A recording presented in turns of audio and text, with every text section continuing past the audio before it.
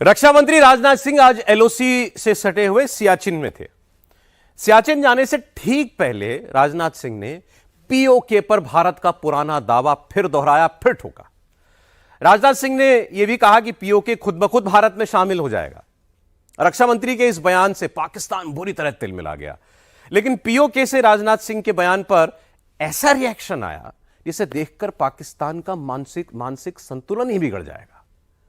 200 साल पुराने इतिहास को पीओके ने अपने भविष्य के साथ दोबारा कैसे जोड़ दिया और 4 जून से पहले ही अपना फैसला कैसे सुना दिया, सब कुछ आपको दिखाएंगे इस रिपोर्ट में।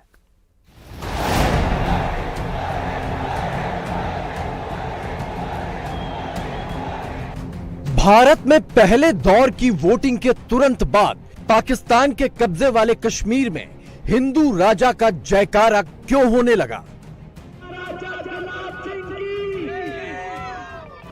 तीसरी बार मोदी सरकार का नारा बुलंद होते ही एलओसी के दूसरी तरफ पाकिस्तान के खिलाफ मशालें क्यों धधकने लगी?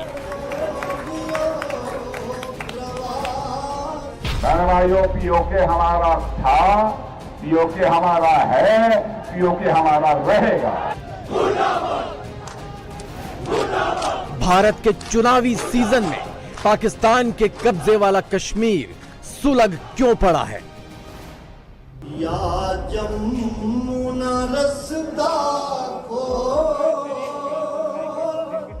जनता सारी भूखी नरसी। लोग भूख से तंग हैं, गुर्बत से तंग हैं, जगह जगह हड़तालें हो रही हैं। अभी तो हमने या तो लड़ना है या मरना है। इस जिल्लत की जिंदगी से, इस बेगैरती की जिंदगी से, इस कसमपुशी की जिंदगी से मैं समझता हूं लट के मरना बेहतर होगा।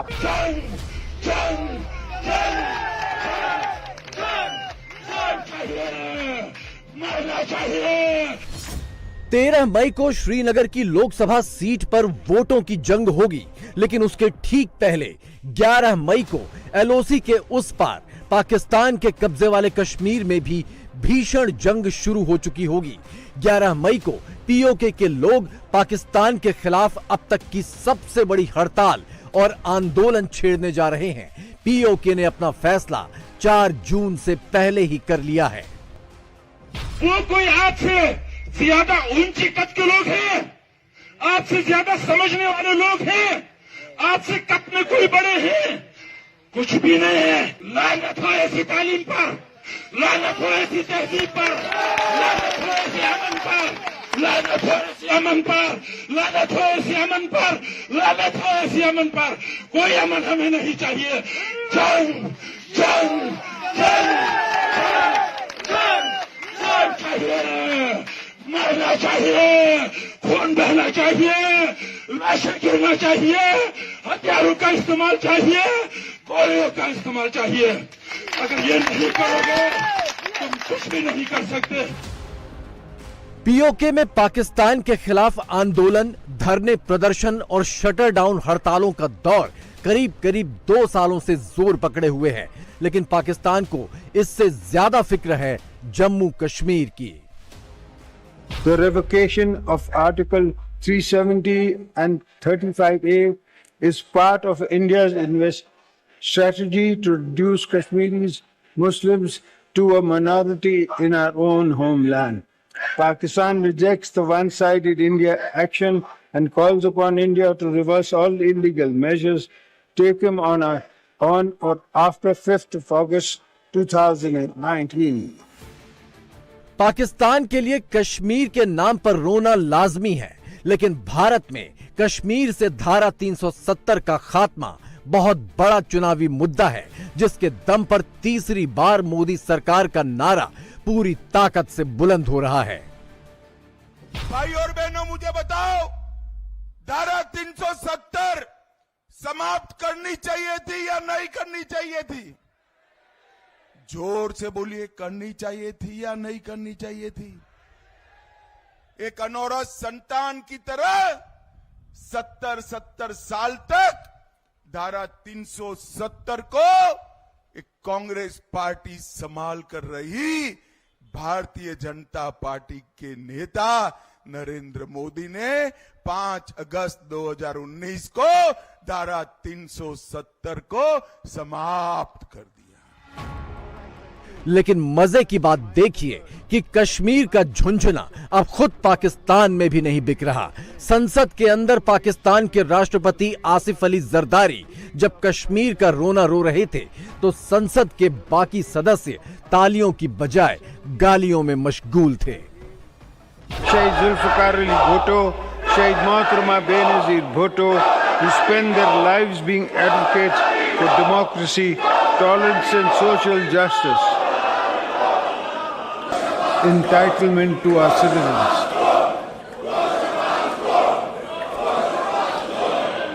Let's begin with a vision that strives. Jammu Kashmir में तो पाकिस्तानी दुकान हमेशा हमेशा के लिए बंद हो गई, लेकिन भारत की नजर इससे भी आगे है। अब बारी है पाकिस्तान के कब्जे वाले कश्मीर की और भरोसा यही है कि 4 जून के बाद 76 सालों से अधूरा पड़ा कश्मीर भी पूरा हो जाएगा। पीओके हमारा था, पीओके हमारा है, पीओके हमारा रहेगा।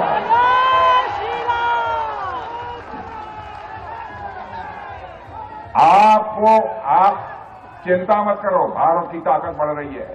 भारत का डेवलपमेंट जितनी तेजी के साथ हो रहा है,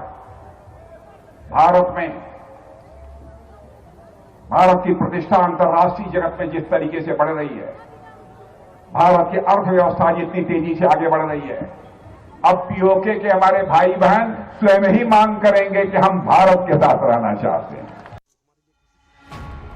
राजनाथ सिंह जो कह रहे हैं उसका सबूत ये वीडियो दे रहा है जो सिर्फ 24 घंटे पहले एलओसी पार पीओके से आया है।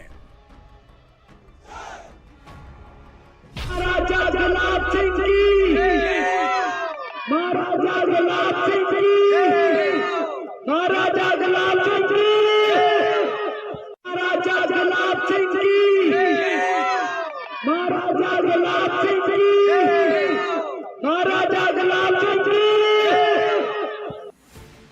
करीब 200 साल पुरानी जम्मू कश्मीर की रियासत की बुनियाद रखी थी महाराजा गुलाब सिंह ने, लेकिन पाकिस्तान ने हिंदू मुसलमान के नाम पर ही कश्मीर पर कब्जा करने की नाकाम कोशिश की। लेकिन 76 सालों बाद पीओके में सुलगती ये मशालें और कश्मीर के पहले हिंदू राजा के जयकारे बता रहे हैं कि पीओके पाकिस्तानी झूठ से बाहर निकलने को एकदम तैयार है।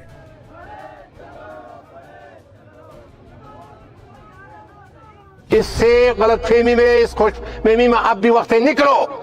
ये निजाम आपकी हिफाजत के लिए नहीं है, ये सरमाएदारों की, अफसरशाही की और ताकतवर लोगों की, माफियाज की हिफाजत के लिए है। इस निजाम के खिलाफ अब उठ खड़ा होना होगा। जब आप आवाज उठाते हैं, आप अपने हुकूक के लिए आवाज उठाते हैं, तो कैसे कैसे इल्जामात लगा के पुलिस भेज के ताकत के जरिए आपको कुचलने की कोशिश की जाती है। अवाम को, हमारे खासतौर पर नौजवानों को अभी उठ खड़ा होना होगा।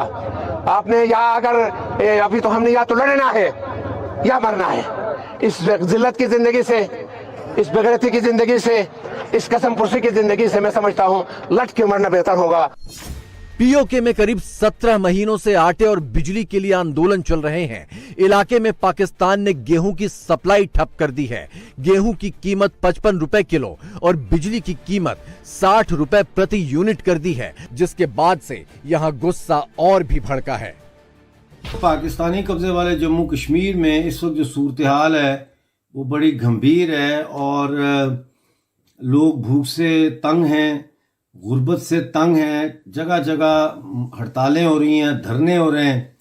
लेकिन दुनिया को इसके बारे में लाइलम रखा जा रहा है क्योंकि प्रेस के ऊपर पाबंदी है, मीडिया ब्लैकआउट है टोटल, और सिर्फ मैं हूं या मेरे जैसे दीवाने हैं जो आप तक ये खबरें पहुंचाते हैं। फारूक हुसैन सब्बीर पीओके के मशहूर शायर हैं। इनकी शायरी में पीओके के हालात का दर्द और भारत से फिर से जुड़ने की कसक दोनों जब खुलकर जाहिर होती हैं तो पीओके में तालियां भी बजती हैं और फूल भी बरसते हैं। रसता, 1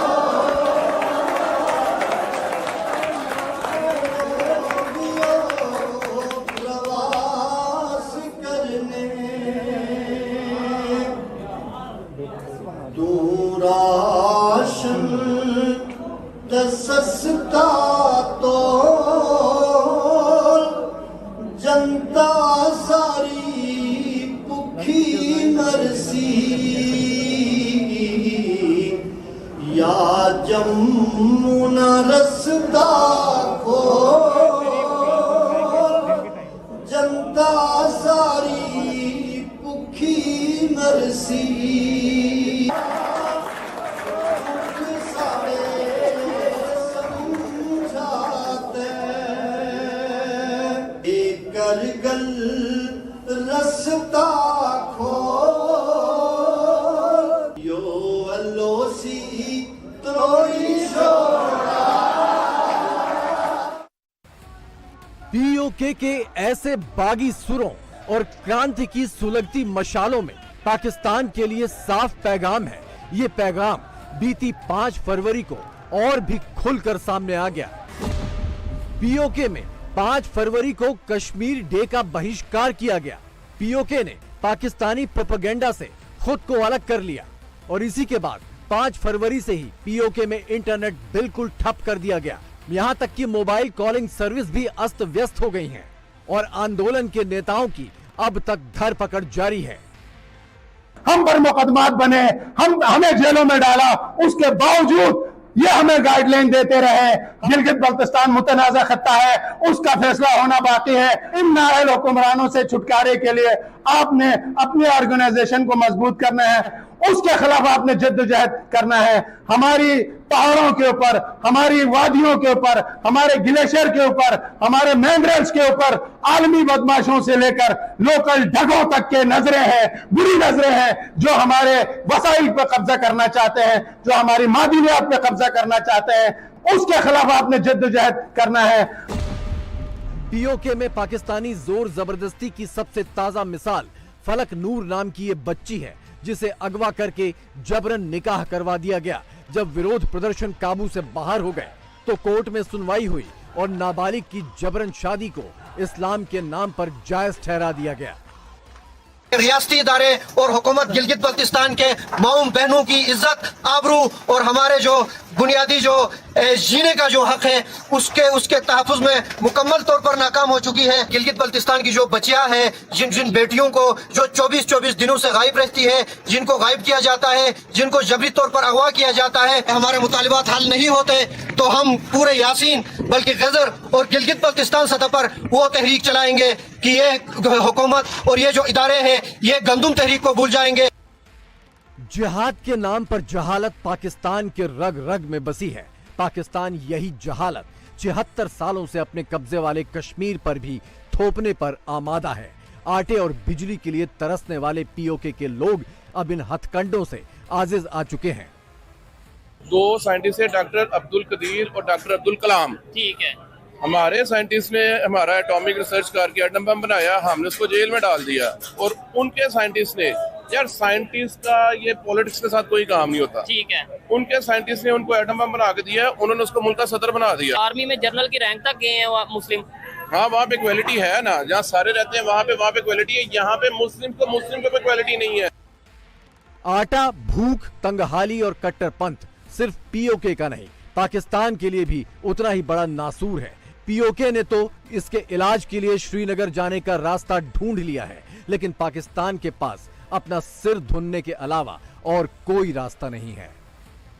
इंडिया आटे के ऊपर हमें ट्रोल कर रहा है। 25 करोड़ आवाम कहते हैं आटे की लाइनों में लगी है। उन्होंने करना है क्योंकि वो तो आगे निकल गया, वो तो हमें करे ही करेंगे। क्यों करेंगे? क्योंकि ज़ाहिर बात है हमारी गवर्नमेंट सारी पीछे है, तो वो हमारे पे गौर फिक्र करे तो फिर गवर्नमेंट। मैंने पहले बताया इंडिया मोदी कर सकता है, वो कर रहा है। क्यों? क्योंकि वो चांद पे चला गया है, वो सारा कुछ कर रहा है। हमारी अवाम आज वाकई लाइनों में लगी हुई है और उसका जिम्मेदार गवर्नमेंट है, हमारे एस्टेब्लिशमेंट है, हमारा सारा ये निज़ाम को खराब। मुल्क बचा पड़ा है, ये छोड़ते नहीं है, ये खाने वाले ज्यादा हैं। जो MP MLA ये कौन सी गोडी करते हैं या कहाँ काटते हैं, ये मजदूरी करते हैं, किधर से खाते हैं? ये 2-4 लाख रुपए कहाँ से आती है? हम खुद देखते हैं इतनी लंबी लंबी लाइनें और आटा मिल नहीं रहा और गंदम का रेट किसानों के लिए नीचे कर रहे हैं। जब ये खरीदेंगे हम, ठीक है, आम लोग, तो ये बढ़ा देंगे। हमारे पड़ोसी मुल्क अगर तरक्की कर रहे हैं, उनके पीछे उनकी गवर्नमेंट है जो आज वो चांद पे भी चली गई है और हमारे अभी तक नीचे बैठे हुए हैं।